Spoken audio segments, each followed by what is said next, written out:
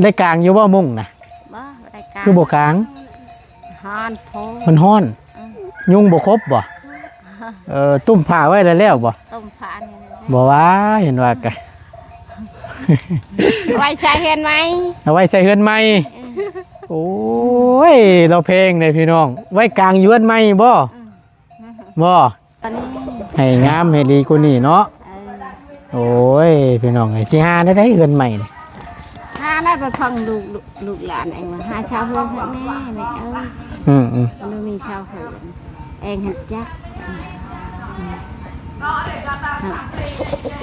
ลูกเลยแม่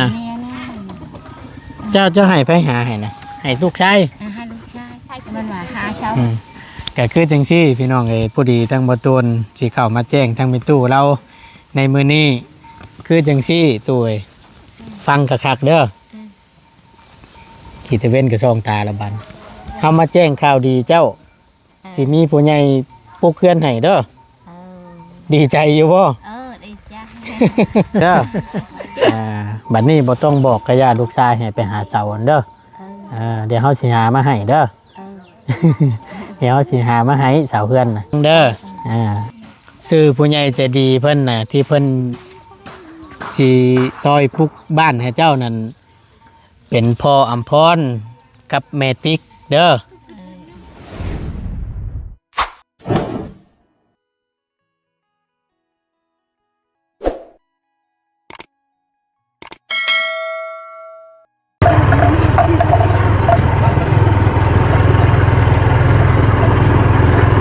ครับ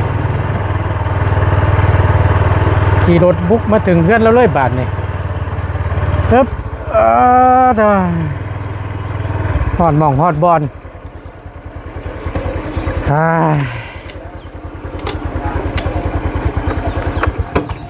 เห็นอย่างดีมาแต่หน้าบ่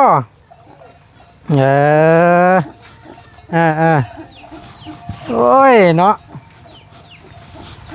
เฮ็ดหยังนั่นฮะนั่งอยู่เฉย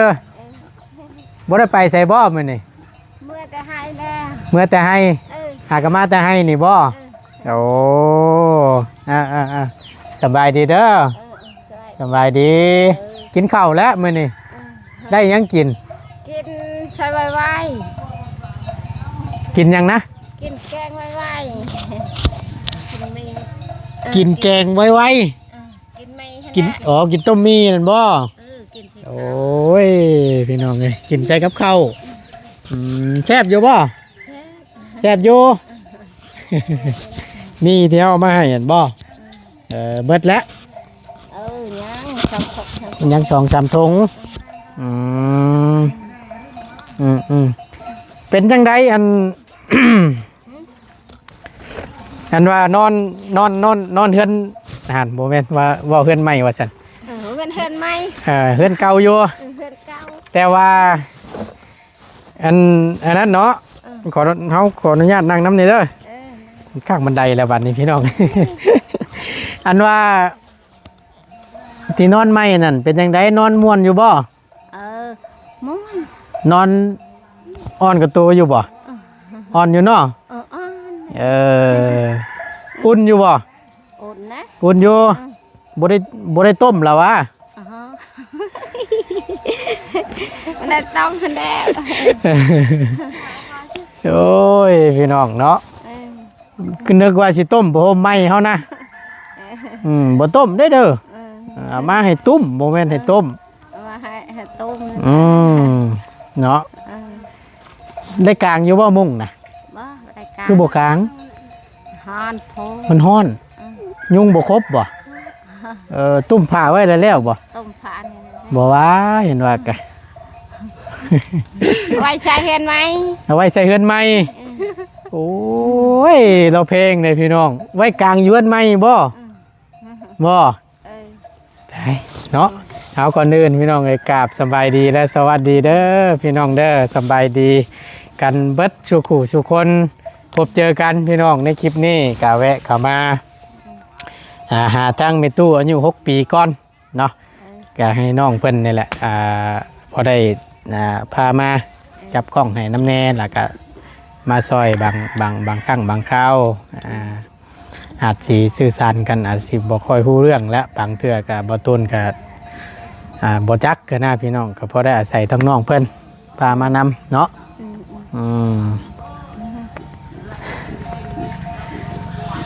ที่นอนมุ้งผ้าห่มเตรียมไว้ขึ้นไปนอนเฮือนใหม่เอาไว้ใส่อยู่เฮือนใหม่สิบ่โอ้อยากได้เฮือนใหม่ติตุได้เฮือนใหม่หาชาวเฮือนหาเสาเฮือนหาชาวเฮือนน่ะกะมาปลูกไม้ได้มันหักเบิดแลโอ้ยังไงได้ดีกว่านี้งามดีกว่านี้ให้งามให้ดีกว่านี้เนาะโอ้ยพี่น้องไอ้สิหาได้เฮือนใหม่นี่หาได้ไปฟังลูกหลานเองว่าหาชาวเฮือนข้างแม่แม่มันมีชาวเฮือนเองหัดจักลูกเล่นแม่เจ้าให้ไปหาให้นะให้ลูกชายให้ลูกชายมันว่าหาชาวเฮือนข้างแม่ให้เจ้ามาขำพ่อได้ชำนีมาขำคันบ่พร้อมแดงนะไม้ลูกชายตอบว่าแนวไหนยังหาแทบยังหาบ่ได้เสาเฮือนนะหาแทบก็มันหาบ่แทบคือยังล่ะบ่ได้ยังหาบ่ได้เนาะโอ้ลูกชายบอกว่าหาบ่ได้ต้องรอก่อนอยากไล่บ่เจ้าเจ้าอยากไล่เฮือนไหมอยากได้เฮือนไหมให้อย่างบ่ได้แท้ก็ให้ดีกว่านี้เนาะให้ดีกว่านี้น้อยกันน้อยชาวเฮือนข้างแน่แม่เอ้ยจักน้อยก็ขอให้มันเป็นชาวเฮือนเจ้าชานเฮ็ดให้ข้างแน่อันนี้นี่เว้าขอโทษนะพี่น้องเอ้ยจักสิฮักทับหัวเมื่อใดก็บ่ฮู้อันนี้นะเนาะฮักบ่ล่ะระวังเด้อนี่เด้อไปเหยียบน้ำติ้วซับจุบก่อนนั่นปะตัวพอแห้งนั่นน่ะเจ็บจะได้นั่นเด้อเนาะเสียว่าจังได้ฉันตัวความฝันนะอยากไล่เฮือนอย่างบ่ได้แท้ให้มันดีกว่าเก่านี่ก็ยังดีเนาะแต่ว่าทั้งเป็นตู้นั่นบอกให้ทั้งลูกชายนี่ไปหาเสาเฮือนมาให้แน่ให้มันเป็นเสาจับเจือแน่เนาะถ้าลูกชายน่ะก็ยังหาบ่ได้อยู่แล้วลูกหน่อยอยากจะนั่งค้ำบ่เอาสั่นจังซี่พี่น้องไอ้ทางบ่ตูนได้เข้ามามื้อนี้ก็ถือว่าเป็นอีกมื้อนึงเฮาเข้ามาหาชื่อเฮาได้อยู่บ่เฮาชื่อหยังเอาจักชื่อทุนได้เอาจักชื่อจังนั้นได้ชื่อบ่จักชื่อเฮาแต่จำหน้าเขาได้อยู่บ่จำได้อยู่คือจังซี่พี่น้องฟังเด้อเฮาสิเว้าเฮาสิแนะนำสิแนะนำแล้วเว้าไปละบันบ่ตูนก็ได้ดีใจน้ำเล่านะเว้าจะบ่ถึกตั้งบ่ตูนก็ได้เอาตาทังกี้ไว้อ้ายแล้วเอาขับโหนึงถ่ายคลิปก็คือจังซี่พี่น้องเอ้ยผู้ดีทั้งบ่ตูนสิเข้ามาแจ้งทั้งมีตู้เราในมื้อนี้คือจังซี่ตู้เอ้ยฟังคักๆเด้อขีดตะเว้นกับซองตาละบันเฮามาแจ้งข่าวดีเจ้าสิมีผู้ใหญ่ปลุกเคลื่อนให้เด้อดีใจอยู่บ่ดีใจ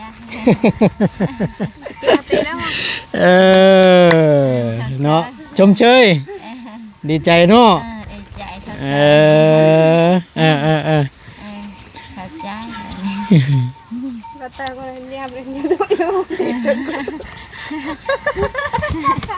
คักได้จริงว่าเพิ่นเงยตัวยังฮะเขาเข้ามาแจ้งข่าวดีให้หาผู้น้ำกันเด้อว่ามีผู้ใหญ่เพิ่นนี่สิซื้อเสาเฮือนมาให้เจ้าเด้อสิได้แล้วเสาเฮือนเจ้านั่นเด้อเดี๋ยวเฮาออกไปเดี๋ยวเฮาสิไปหาสร้างมาให้เด้อเอาบานนี้พี่น้องเลยคือซึ้งแท้ฟังเสียงเขาอยู่โอ้ เอาก็ดีอกดีใจน้ำพี่น้องเลยถือว่าบ่ตูนได้เข้ามาแจ้งข่าวดีทั้งเมตู้อายุ6 ปีพอดีทั้งบ่ตูนก็มีงบทางผู้ใหญ่ใจดีเนาะหรือว่าทั้งพออัมพรกับเมติกพอดีทั้งบ่ตูนมาแจ้งข่าวดีทั้งบ่ตูนได้ร่วมกันแล้วล่ะกับทั้งพ่อเราเนาะกับแม่เราก็พอดีว่าบ่ตูนสิอันหาเสาให้ย่างบ่ได้แท้นะให้ไล่จาก6 ต้นหรือว่า6 เสานี้ให้มันดีกว่าเก่านะพี่น้องเพราะปลูกหลังน้อยๆพอดีงามให้เราได้อยู่3เบิดลมหายใจแล้วว่าสั้นซะทางพ่อกับแม่เราก็ว่าเอาพอประมาณจำนี่แหละบ่ตูนได้ว่าสั้นเนาะทางบ่ตูนก็เลยเข้ามาแจ้งข่าวดีให้ทาง FCหลายๆท่านที่เพิ่นกำลังเบิ่งอยู่ณตอนนี้เนาะ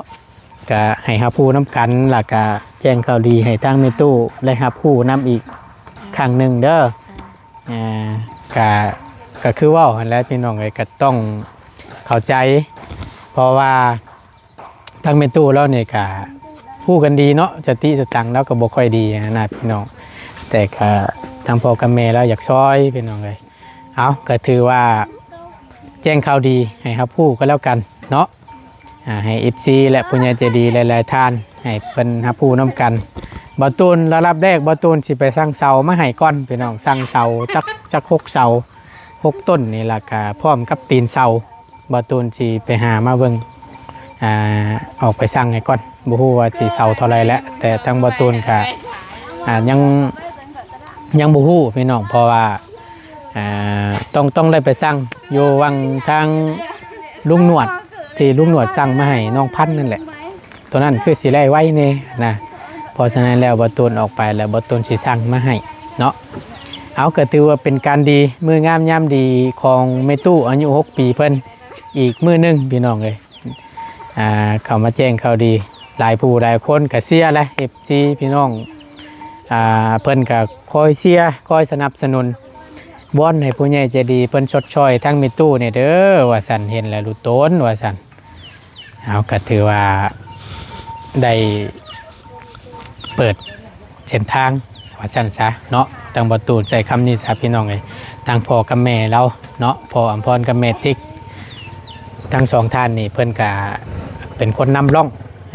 พอดีทางพ่อกับแม่เราก็เป็นคนนำร่องนี่ผู้เปิดว่าสั่นซะแล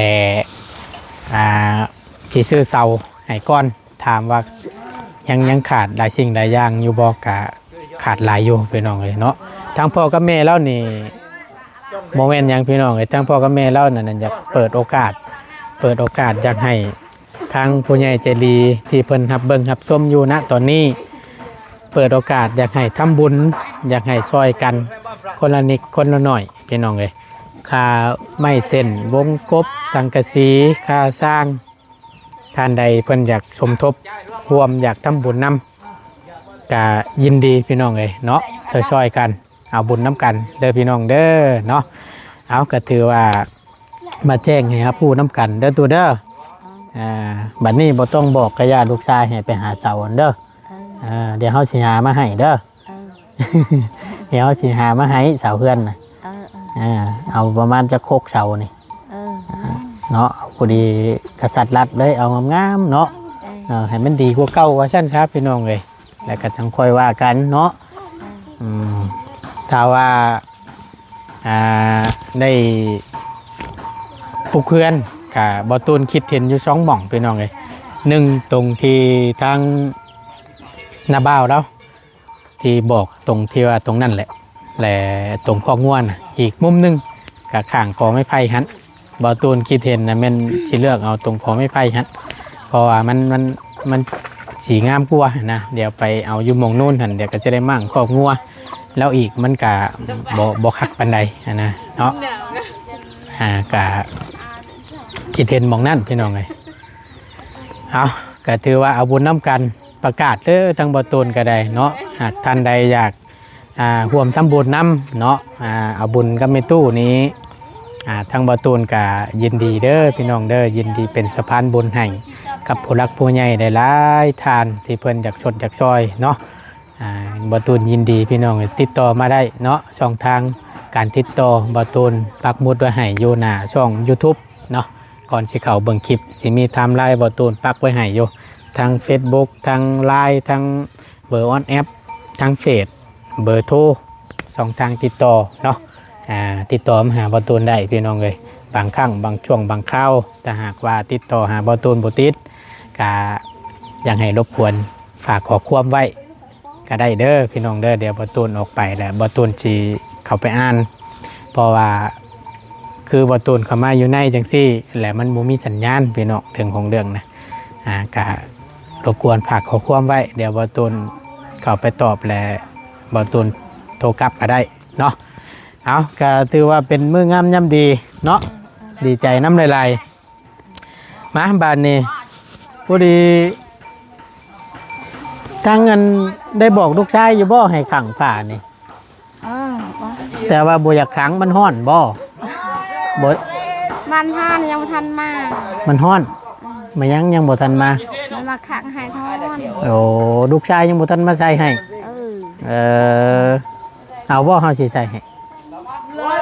ใส่ให้เอาอยู่ใส่ให้เลยเอาละใส่ให้สิขังอยู่บ่ขังอยู่เอาสั่นก็มีแต่ว่าบ่ตูนสิหาอันผู้คนซอยกันนี่แหละพี่น้องเนาะใส่อันผ้าได้ซะใส่เบิ่งดู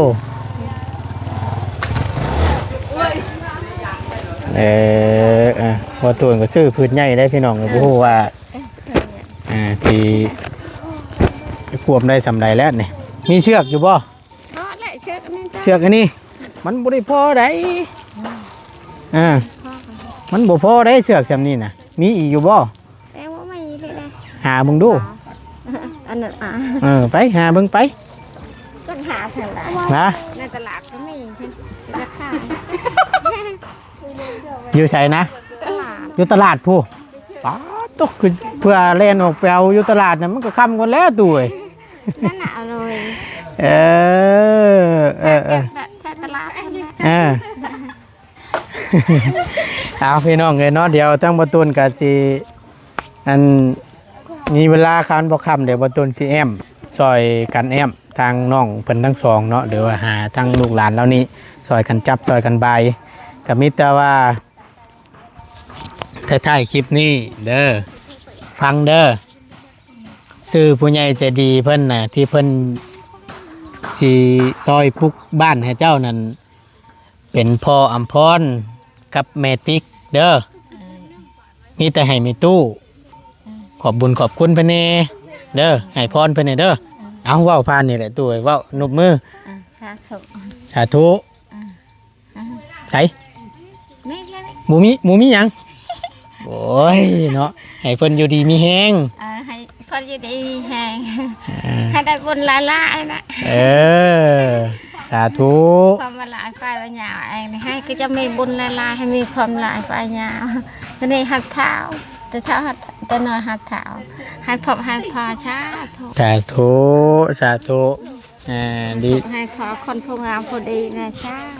พ่อคนผู้งามผู้ดีโอ้ยเนาะเอาฉันเดี๋ยวตั้งบ่ตูนสิเพื่อเป็นการบ่เสียเวลาพี่น้องเนาะเดี๋ยวตั้งบ่ตูนสิขอจบคลิปลงไว้เพียงสำนี้ก่อนถือว่ามาแจ้งข่าวดีทั้งแม่ตู้อายุ6 ปีเนาะเดี๋ยวเฮาสิเอาอันนี้ให้ก่อนเด้อจักหน่อย